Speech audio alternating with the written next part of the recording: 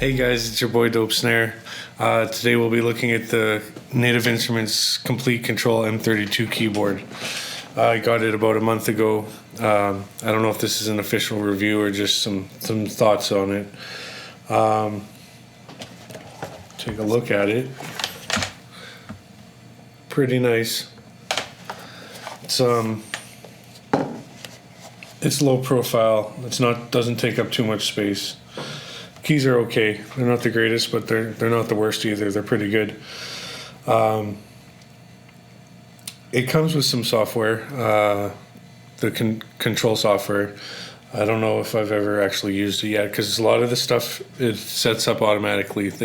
On the box it says it's a smart keyboard.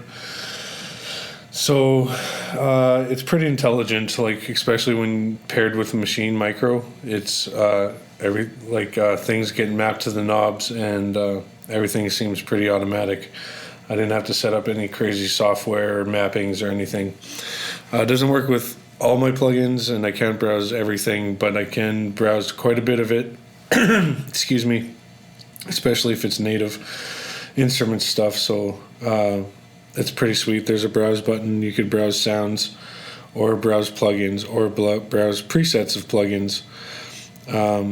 And then there's a plugin button which actually controls the plugin. And there's a left and right for pages. Like the knobs will control, a set of parameters. But if there's more parameters than the 8 knobs, you just hit the over button and get the next set of parameters on the knobs. And the knobs are touch sensitive.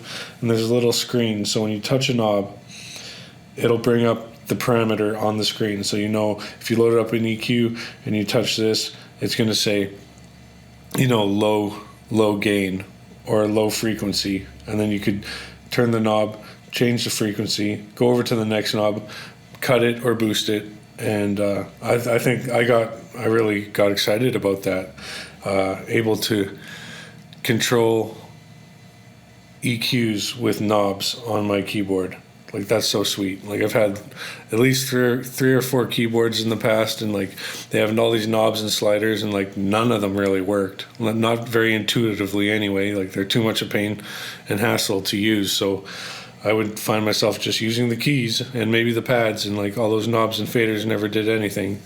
But with this, they're very useful, and it applies to most effects, not just EQ. If I want to set up a reverb or a compressor or synth parameters, like you name it, it's mapped to the knobs, as long as I guess it's an NKS format. Not everything's NKS, but a lot of it is, and the hands-on control is very sweet.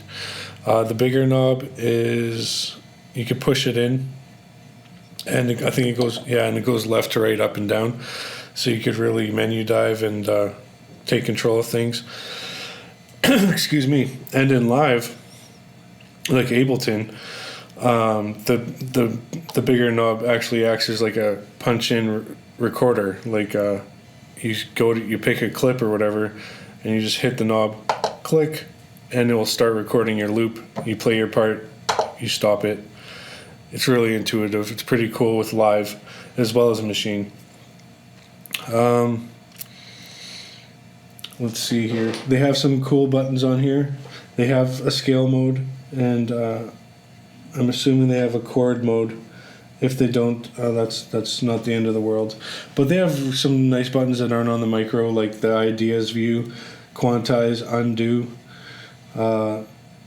etc. Play, record, stop is there, and you could surf presets and etc. I actually haven't unlocked everything to do with this keyboard, but what I have experienced is awesome, super awesome. It's I think it was $169 Canadian, so almost 200. So it's not like the MK Mini or whatever, MPK Mini. I would say this is what I was replacing. Actually, it had an MPK Mini, and I liked it for lots of years. I thought it was the dopest thing because it was just so small and it did the trick, and like it wasn't the most advanced keyboard, but it got things done. But after years of use, it actually died. Like keys weren't working and shit. So it was sad to throw that out. But it was great to replace it with this, and I am happy that I that I bought this. I use machine a lot, and my machine doesn't have knobs or anything like that. So to have the knobs on the keyboard, it's like I'm not missing out that much. The only thing I'm missing out on is the screens of the full-size machine. But I got the knobs now and some keys, and it's pretty sweet. Flip your samples and do your drums over here on machine, and then play a bass line or add a synth lead with your keyboard. It's a really complete setup with the two together, and again, with paired up with live, it's pretty intuitive and works well.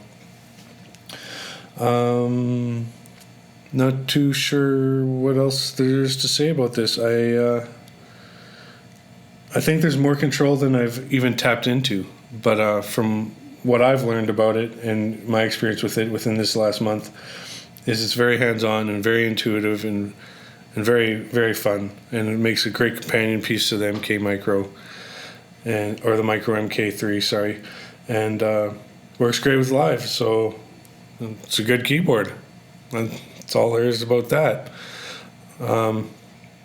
Yeah, I don't know. I'm not going to tell you to run out and buy it, but I would say if you own a Machine Micro, it's a no-brainer.